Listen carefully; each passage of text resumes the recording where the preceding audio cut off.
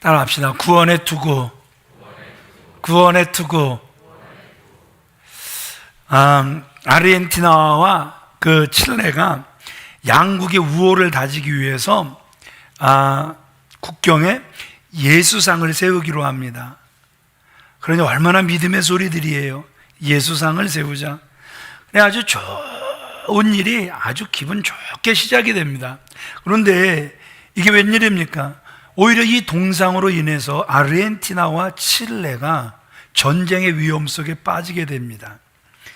왜냐하면 칠레 사람들이 예수상이 세워졌는데 보니까 예수상의 전면은 아르헨티나를 향하고 있고 예수상의 뒷면은 자기네 나라를 향하고 있는 거예요. 이게 너무너무 기분이 나빴던 거예요. 그래서 막 그들의 마음에 분노가 일어납니다. 점점 그들의 감정이 거칠어지는 거예요. 그래서 야, 이참에 우리 아르헨티나 칠레 말래 막 고민을 하다가 이제 막 어찌할 바를 모르고 있는데 이때 이 사건을 명쾌하게 극복하게 하는 한 기자의 기사가 있었는데, 칠레 기자가 이런 기사를 썼어요. 예수님의 얼굴이 아르헨티나를 향하여서 계시는 이유는 아르헨티나가 칠레보다 예수님의 보살핌이 더 필요하기 때문에 그럴 것이야. 이 말을 듣는 칠레 사람들 기분 좋다, 되게 좋다? 기분이 되게 좋아진 거예요. 그래서 그냥 그 고조된 감정이 다 가라앉아 버린 거예요. 그러니까 한 사람 기자의 긍정적이고 평화적인 마음이 두 나라의 그 전쟁의 위기에서 벗어나게 한 참으로 지혜로운 기사였다라는 것이죠. 여러분, 예화를 들으시면서 어떤 생각이 여러분들에게 드십니까? 분명히 좋은 일로 시작이 됐어요. 그런데 싸움이 일어나게 됐다면 이것은 분명히 영적 전쟁이란 말입니다. 좋게 시작됐기 때문에 그 모든 일들이 좋게 맞춰져야 하는데, 은혜롭게 맞춰져야 하는데 좋게 맞춰지지 않도록 이 악한 영이 계속해서 칠레 사람들의 마음을 자극을 했다라는 것이죠. 여러분, 그런 것처럼 그리스도인의 삶은 본질상 영적 전쟁이란 말입니다.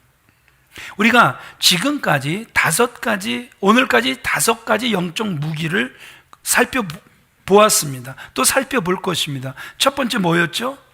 서서 진리로 띠를 띠는 거였어요. 그리고 두 번째, 의의 호신경을 붙이는 거였어요. 그리고 평안의 복음의 신을 신는 거였어요.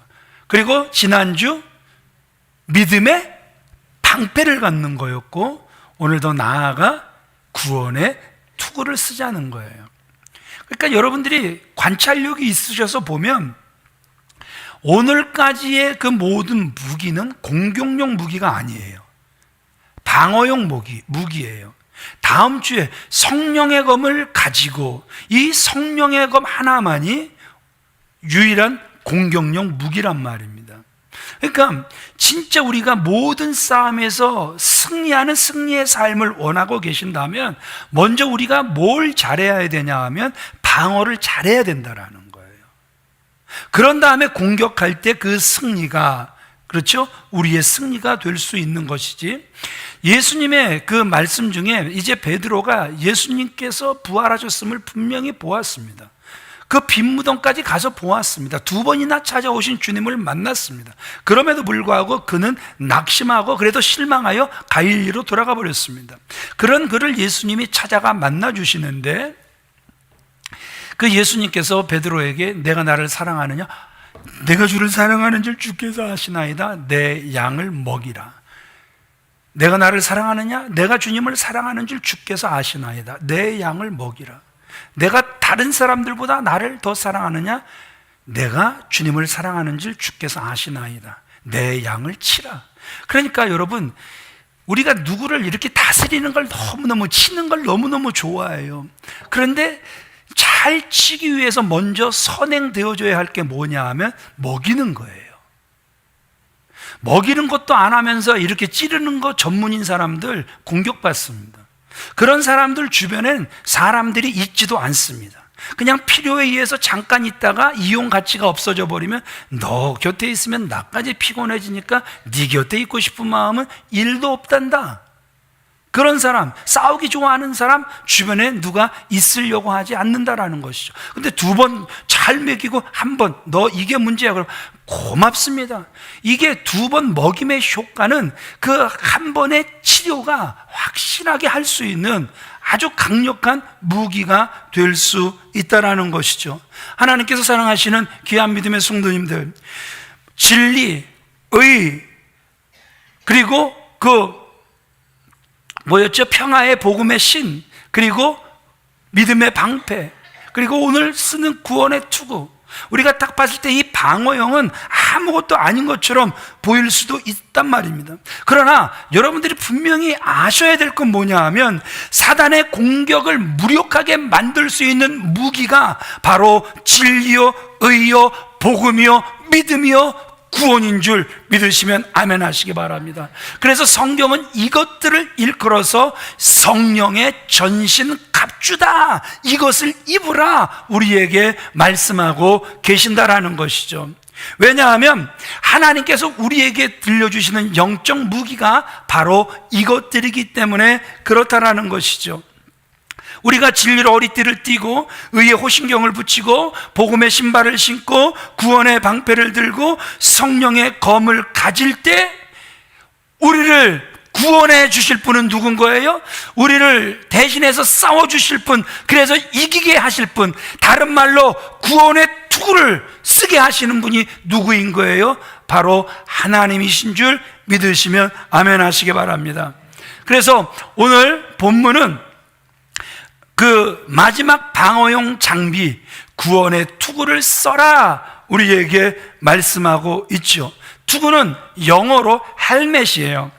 헬멧은 우리가 왜 쓰는 거죠? 머리를 보호하기 위해서 쓰는 거죠. 그러니까 자전거를 타시는 분들, 또 그리고 오토바이를 타시는 분들, 또 그 야구 선수들, 또 풋볼 선수들, 또 그 건설 현장 속에서 일하시는 그 분들이 반드시 머리에 써야 되는 게 뭐죠? 헬멧이죠. 헬멧. 반드시 무엇을 보호하기 위해서? 머리를 보호하기 위해서 그렇다라는 것이죠. 이제 저희가 이제 그 교직원들이 눈이 오면 교회 전체 눈을 그 주변 눈까지 다 쓸어요. 그러니까 어느 날 이제 눈이 와서 이제 그 눈을 이렇게 옥상 주차장 눈을 쓸고 이렇게 내려오다가요, 그냥 미끄러지는데요. 야, 이거 큰일 나겠다 싶을 정도로 그냥 미끄러졌어요. 쾅 소리가 나는데 지진이 나는 것 같은데 달려오는 사람은 하나도 없더라고요. 야, 이거 큰일 났다 싶었는데 다행히 그때 제가 뭘 썼냐 그러면 이거 그 털모자 있잖아요. 그거를 쓰고 있었고, 그 털모자 동생이 사준 건데 귀를 못 덮어요. 그래갖고 또 귀 가리개 이거를 이렇게 가렸어요. 그런데 그게 제 머리를 보호해 줬어요. 그래서 하나도 안 다쳤어요. 왜 또 이렇게 기분 나쁜 표정들을 그때 제가 갔어야 되나요? 표정들이 왜 그러세요? 예. 그래서 제가 세상에 그 털모자 쓰고 귀 가리게 했더니 그게 저를 보호해 주었다라는 것이죠. 여러분, 그 로마의 그 군사들이 왜 머리에 그 투구를 썼는 줄 아세요? 그 역사를 살펴보면 그때 그 적군들이 뭘 들고 있었냐 그러면, 뭘 차고 있었냐 그러면 이 손도끼들을 차고 있었던 거예요. 그래서 이제 막 육탄전이나 이런 걸 이렇게 할 때 보면 그들은 그 손도끼를 꺼내서 목을 치거나 머리를 쳐버렸던 거예요. 그래서 항상 이 로마 군사들이 항상 전투를 하러 나갈 때 뭘 쓰게 된 거예요?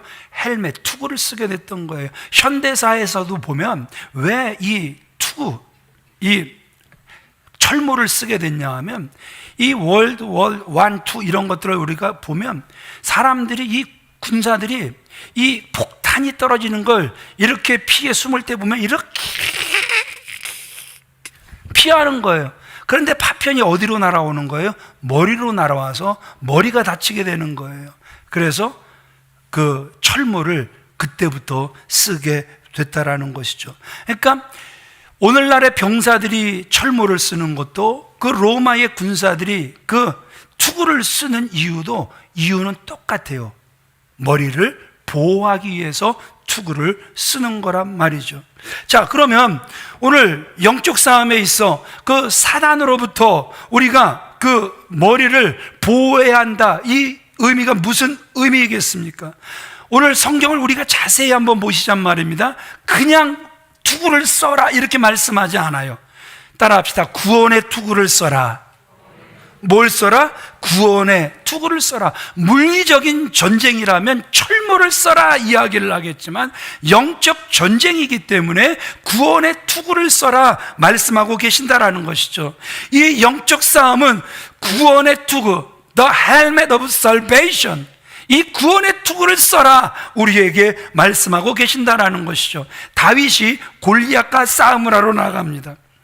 골리앗은 보니까 세상에 그 구적 장신이 머리부터 발끝까지 갑옷을 입었어요. 거기다가 노투구를 썼어요. 지난주 보여드린 것처럼 방패로 호위병이 가렸어요. 그런데 다윗을 보니까 어땠죠? 사울왕이 골리앗하고 싸우러 나간다니까 자기 갑옷 다 벗어서 다윗 입혀주는데 우습다, 되게 우습다? 예, 다윗이 그렇게 큰 덩치는 아니었던 것 같아요. 이게 불편하니까 싹 다 벗어버려요. 제가 이제 아침에 입고 나올 양복을 이렇게 걸어 놓습니다. 그리고 이제 그 마이크를 장착을 해주면 이제 겉옷을 이렇게 걸치고 나오는 거예요.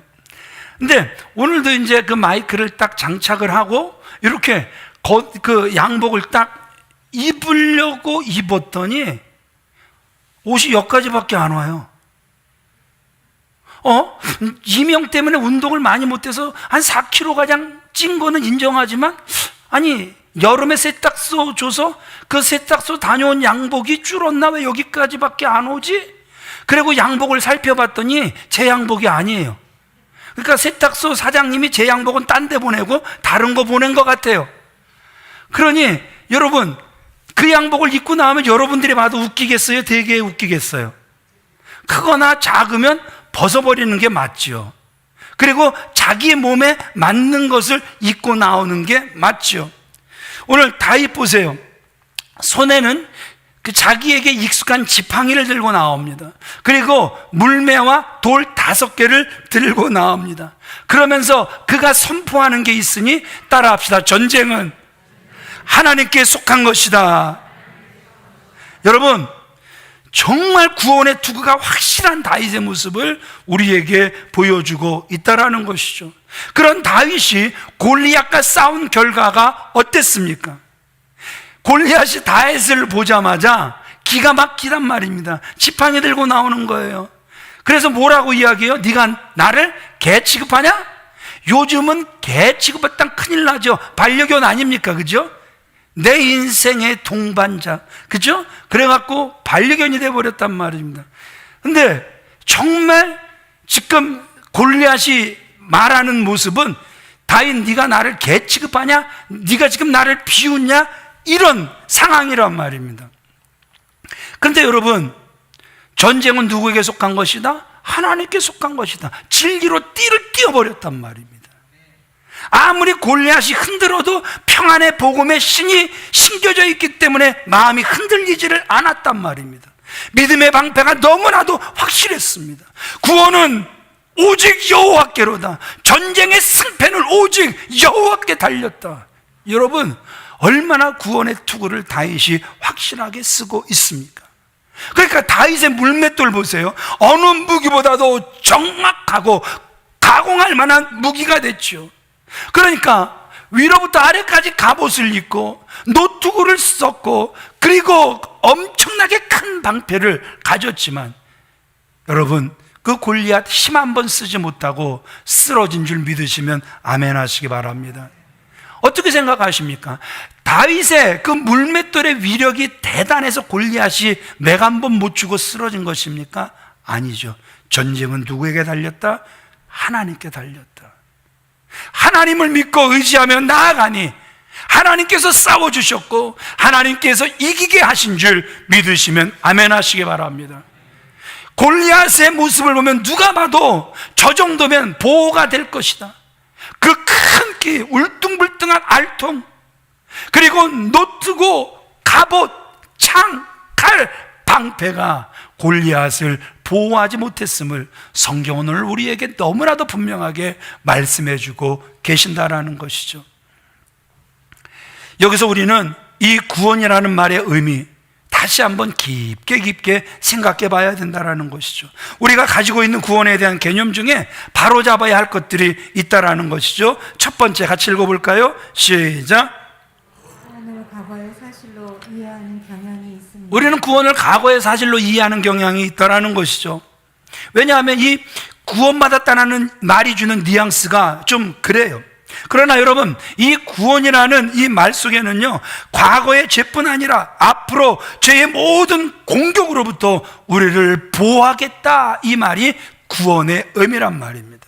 그러므로 예수님께서 우리를 구원하셨다는 것은 과거뿐 아니라 오늘 그 모든 현재의 사건 속에서도 저와 여러분들을 구원해 주실 것이고, 앞으로 그 지을 죄를 이겨나갈 힘도 공급해 주시겠다라는 것이 구원의 의미인 줄 믿으시면 아멘 하시기 바랍니다.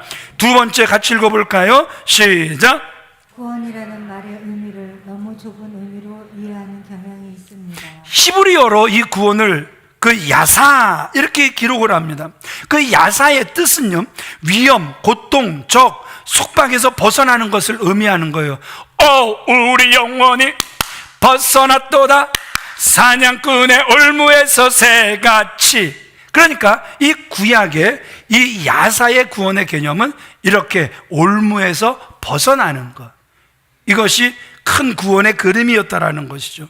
그러나 이 헬라어의 구원, 이 소테이리아, 무슨 뜻이냐 하면 이건 역시 위험으로부터 보존되고 죽음으로부터 벗어나는 것 의미하기도 해요. 그러나 신약에서 이 소테이리아, 이게 어떤 의미로 사용되어지고 있냐 하면 예수님 안에서 하나님의 은혜로 죄로부터 구원받은 의미로 이 소테이리아가 사용되어지고 있다는 것이죠. 예수님께서 저와 여러분들을 모든 죄에서 구원해 주신 줄 믿습니다. 십자가의 보혈로서 우리는 모든 죄에서 깨끗이 씻김 받은 줄 믿습니다. 세 번째 같이 읽어볼까요? 시작.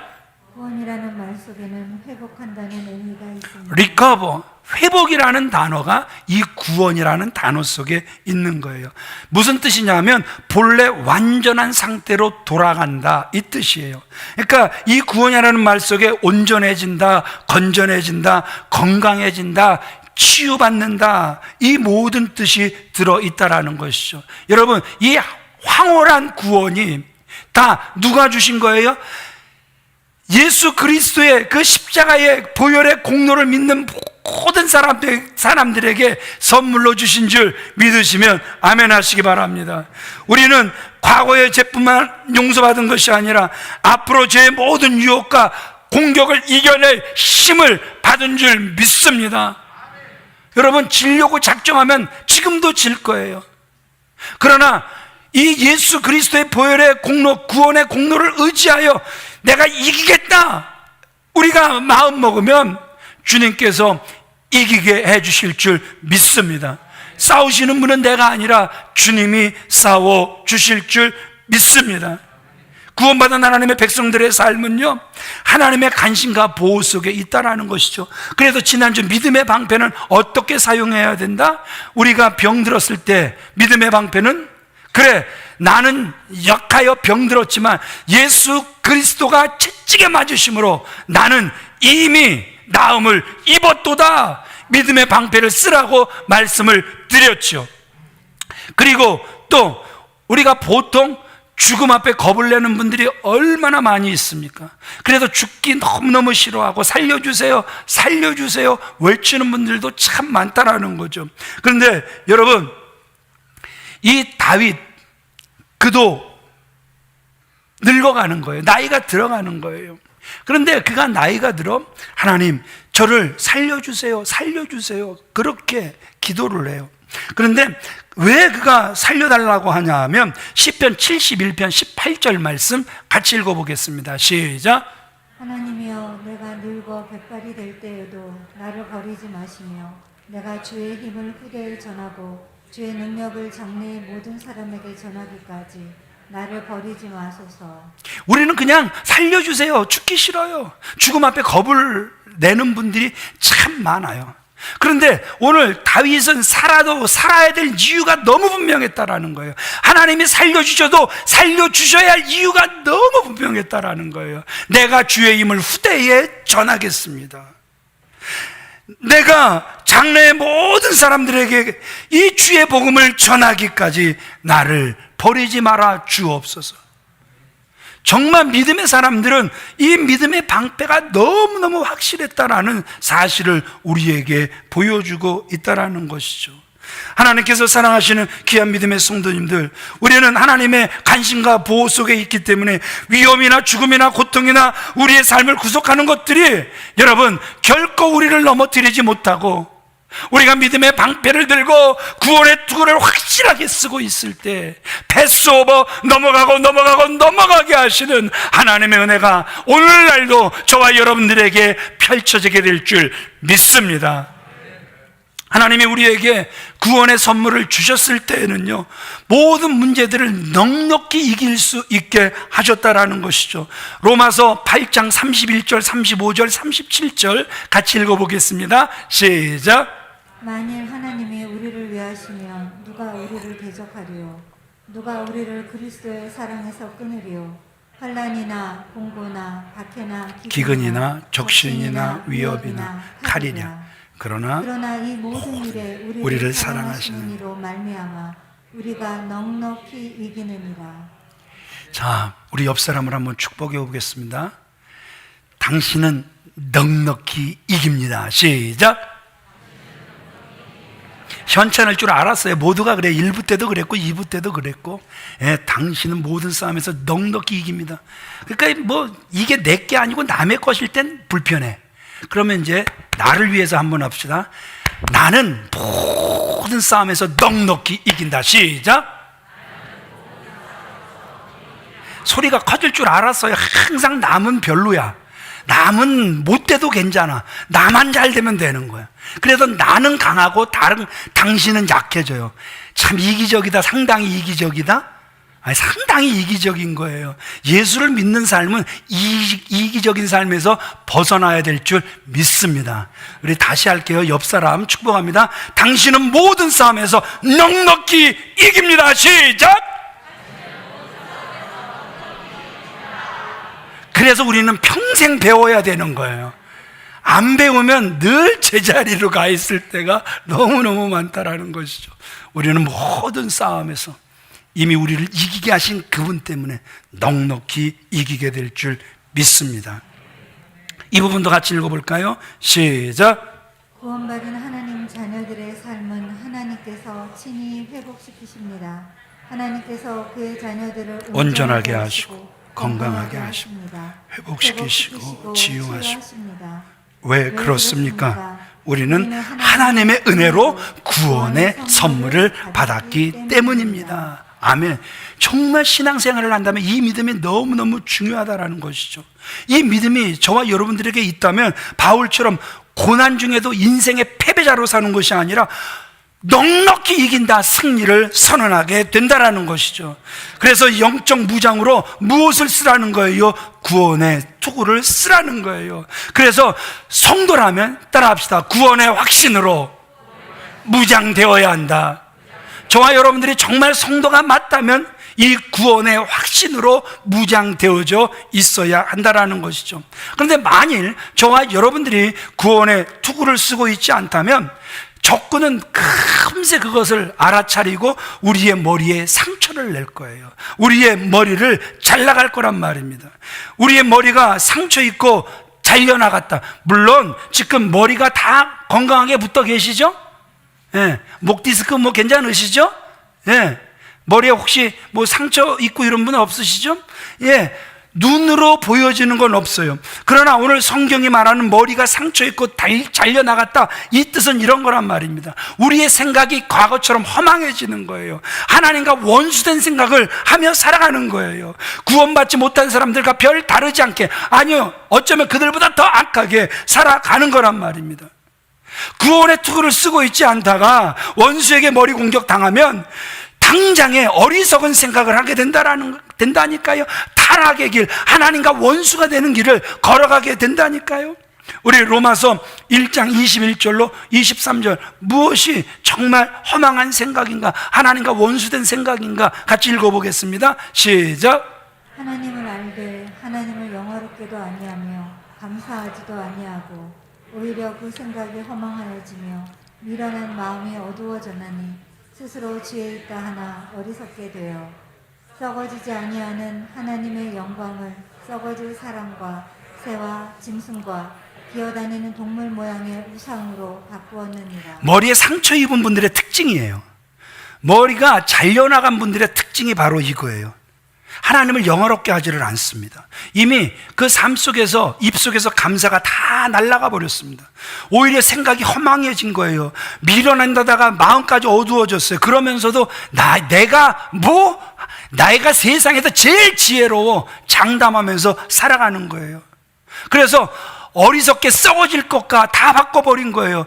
그래서 우상숭배를 하는 거예요. 자, 탐심은 곧 뭐라고요? 골로새서 3장 25절, 우상숭배니라. 그렇죠? 그래서 이렇게 머리에 상처가 나거나 그 머리가 이미 잘려진 분들은 그렇게 다 썩어질 생각을 하며 살아가게 된다는 것이죠. 참 이상해요. 말은 그리스도인이라고 말씀을 하고 계시는데 구원의 확신을 가지고 살아가시는 분들 찾기가 점점 어려워지고 있다는 것이죠. 목사님, 전에는 분명히 구원받았다라는 이 확신이 제 속에 있었는데 가만히 생각해 보니까 지금은 아닌 것 같아요. 혹시 여러분들 중에 이런 생각을 하고 살아가 계시는 분들이 없습니까? 지금 이런 분들이 다시 써야 할 게 뭐냐 하면 구원의 투구를 써야 한다라는 것이죠. 여러분, 요즘 보면요, 모자가요 뭐예요? 패션이에요. 그래갖고 이렇게 머리도 안 망가져야 되고 그래서 살짝 올려놓고 다녀요. 그래요. 그러다가 바람 한번 불어보세요. 휙 날아가 버려요. 그게 배 위에서 날아가 보세요. 절대 못 건져요. 고속도로에서 그렇게 날아가 보세요. 절대 못 건져요. 못 줍죠. 그냥 포기할 수밖에 없는 거죠. 그래서 구원의 투구는 모양으로 쓰는 게 아닙니다. 구원의 투구는 형식으로 쓰는 것이 아닙니다. 눌러 써야 될 줄 믿으시면 아멘 하시기 바랍니다. 바람에 날아가지 않도록, 폭풍에 날아가지 않도록, 세상 풍파에 날아가지 않도록 눌러 써야 되는 것이 구원의 투구인 줄 믿으시면 다시 한번 아멘 합시다. 우리가 잘 알고 있는 그 믿음의 사람, 그 욥, 세상에 어떻습니까? 계속 말씀드리죠. 동방의 부자가요, 그리고 자녀들도 그냥 많이 나온, 그런데 그 10명의 자녀들이 하루아침에 그 지붕이 무너지면서 싹 다 죽죠. 그리고 동방의 갑부, 그 재산이 하루아침에 강도들이 다 강탈해가지고, 거기다가 아내라는 사람 그렇게 믿었는데 하나님 저주하고 빨리 죽어라, 너 그렇게 고통스럽게 살 바엔 죽어라, 이렇게 이야기하죠. 실제로 본인의 몸은 기아장으로 팍팍 긁어야만 될 정도로 아주 그냥 몰골이 흉측해져 버렸죠. 그런데 이 욥 구원의 투구가 너무 분명합니다. 친구들이 아무리 흔들어도 흔들리지를 않습니다. 욥기 19장 25절로 26절 말씀 가서 보면 25절에 욥의 구원의 투구는 이거였어요. 나의 대속자가 살아계시니 후일에 땅 위에 서실 것이다. 그분이 심판자로 오신다라는 사실을, 그분의 평가가 진실되다라는 사실을 그는 믿었어요. 그러니까 구원의 투구가 한 번도 흔들리지 않는 그 욥의 모습을 우리에게 보여주는 거예요. 26절 이어서 읽어볼까요? 내 가죽이 벗김을 당한 뒤에 내가 육체 밖에서 하나님을 보리라. 내 마음이 초급하구나.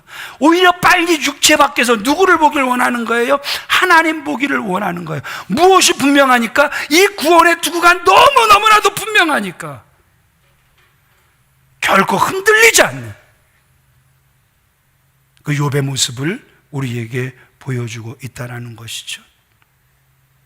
두렵지 않아 주님 계시니, 외롭지 않아 주님 계시니, 세상 때문에 괴로움 당해도 주님 때문에 외롭지 않아. 이것이 구원의 투구인 줄 믿으시면 아멘 하시기 바랍니다.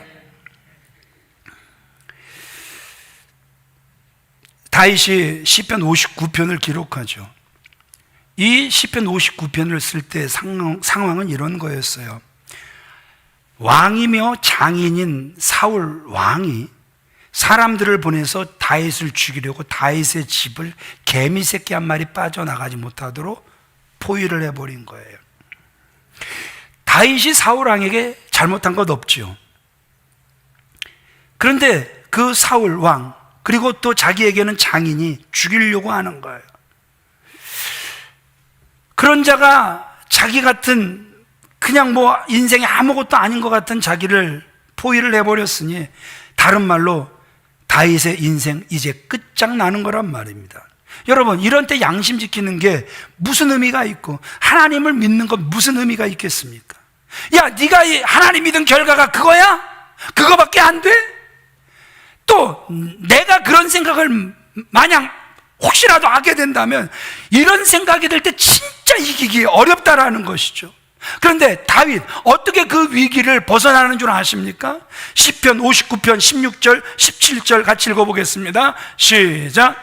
나는 주의 힘을 노래하며 아침에 주의 인자하심을 높이 부르오리니, 주는 나의 요새이시며 나의 환난 날의 피난처심이니. 아멘. 나의 힘이시여 내가 주께 찬송하오리니, 하나님은 나의 요새이시며 나를 긍휼히 여기시는 하나님이시니이다. 세상에 다 죽게 생겼단 말입니다. 그런데 그가 그날 아침 뭐 하는 거예요? 주는 나의 힘이라고 노래하는 거예요. 예수는 나의 힘이요 내 생명 내 구원 되시니. 여러분, 그 아침에 주의 인자하심을 높이 찬양하고 있는 거예요. 주는 나의 요새십니다. 환난 날의 피난처는 아버지밖에 없습니다. 나의 힘이시여 내가 주께 찬양합니다. 나의 요새가 되어 주옵소서. 나를 긍휼히 여기실 분은, 나를 살려주실 분은 하나님 한 분뿐이십니다. 여러분, 구원의 투구가 너무나 분명한 다윗의 모습을 우리에게 보여주고 있다는 것이죠. 만약 다윗이 그렇지 않았더라면 여러분 어땠을까요? 사울을 죽일 수 있는 기회, 장인을 죽일 수 있는 기회가 2번이나 있었죠. 그럼에도 불구하고 그는 어떻게 했던 거예요? 악을 악으로 갚지 않았단 말입니다. 삼류 인생으로 전락해서 끝나버리지 않았단 말입니다. 다윗은 사단이 그의 머리를 공격했을 때 구원의 투구를 견고 있었어요. 나는 결코 이 시간에도 하나님의 인자하심을 의심치 않겠다. 하나님은 내 인생의 피난처시다. 나의 산성이시다. 구원의 샘에서 물을 기르리라. 구원의 샘에서 물을 기르리라.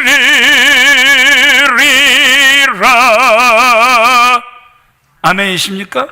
다시 한번 우리의 우물을 살펴봅시다. 말라있지 않습니까? 사용 불가하다 붙어있지 않습니까? 오늘 다시 한번 구원의 샘에서 물을 길어오를 수 있는 맑은 샘물을 맑은 가락이 울려 퍼지게 할 수 있는 저와 여러분들이 다 되어지시길 우리 주 예수 그리스도의 이름으로 축원을 드립니다. 우리에게 구원의 선물을 주신 분은 하나님이시란 말입니다. 우리의 구원은 어떤 경우에도 흔들리지 않을 줄 믿습니다. 이 구원의 투구를 쓰시는 저와 여러분들이 되어지시길 주님의 이름으로 축원을 드립니다. 말씀을 정리해 갈게요. 시골에서 수박 농사를 짓는 농부가 그의 열심히 노력을 해서 아주 풍성한 결실을 맺게 됩니다. 그런데 문제가 뭐냐 하면 날마다 아침에 눈을 뜨면 이놈의 수박이 없어지는 거예요. 소리를 당하는 거죠. 우리가 어렸을 때 참외 따먹었다고 신고하는 주인들 없었죠? 예, 저희가 어렸을 때 수박 몇 통 따먹었다고 신고하는 그러한 주인들 없었는데, 언제부턴가 원두막들이 생기기 시작하고 거기서 잠을 자면서 보초를 쓰는 주인들이 막 생기기 시작하면서 인기척이 느껴지면 나 여기 있다. 그러다가 누가 수박 한 통 들고 도망가면 죽기 살기로 쫓아가서 니놈, 네가 지금까지 수박 다 훔쳐갔지. 그래서 그 값을, 지금까지 없어진 수박 값을 다 물리는 그러한 세상이 됐잖아요. 저만 그랬나? 왜 표정들이 왜 그러세요? 하여튼 뭐, 뭐죠? 월세방 이렇게 그 학교 앞에 이렇게 딱 얻어놓고, 반찬 걱정은 할 게 하나도 없었어요. 주변에 다 반찬이니까. 하여튼 죄송합니다. 저만 그렇게 살아서. 그랬더니 이제 주인이 얼마나 기분이 나쁜지 이제 그 묘안을 하나 떠올렸는데, 수박 한 통에 그 주사기로 농약을 집어넣고 밭 입구에 경고문을 붙였어요. 이 수박밭에 수박 한 통에 농약 들어있음, 먹다가 죽어도 책임 안 짐 주인 백. 하루 이틀 수박이 안 없어졌어요. 그런데 3일째 되던 날 경고문 옆에 경고문이 또 붙었어요. 어떤 경고문이냐면, 도둑이 이번에 붙인 건데, 이 수박밭에 있는 수박 중 두 통의 농약이 들어있음. 그 가운데 한 통은 주인이 알고 나머지 한 통은 내가 암. 여러분, 악으로 악을 이길 수 없다라는 거예요. 우리는 악으로 악을 이기려고 하는데, 성경은 따라합시다. 선으로 악을 이겨라. 성경의 가르침은 선으로 악을 이기라는 것이죠. 하나님의 사랑으로 우리의 완악한 마음을 감동시키는 것처럼, 우리 크리스천들의 선한 행동과 사랑이 이웃을 감동하게 하고 변화를 시키는 거란 말입니다. 자, 진짜 결론이에요. 우리가 이런 사단의 그 공격을 막기 위해서 구원의 투구를 어떻게 쓸 수 있는가? 우리 이사야 12장 2절 3절 말씀 같이 읽어보겠습니다. 시작. 보라, 하나님은 나의 구원이시라. 내가 신뢰하고 두려움이 없으리니 주 여호와는 나의 힘이시며 나의 노래시며 나의 구원이시니라. 그러므로 너희가 기쁨으로 구원의 우물 들에서 물을 기르리라. 보라, 하나님은 나의 구원이시다. 내가 신뢰하고 두려움 없다. 그분이 나의 힘, 나의 노래, 나의 구원, 나의 요새. 구원의 샘에서 나는 계속해서 물을 기를 것이다.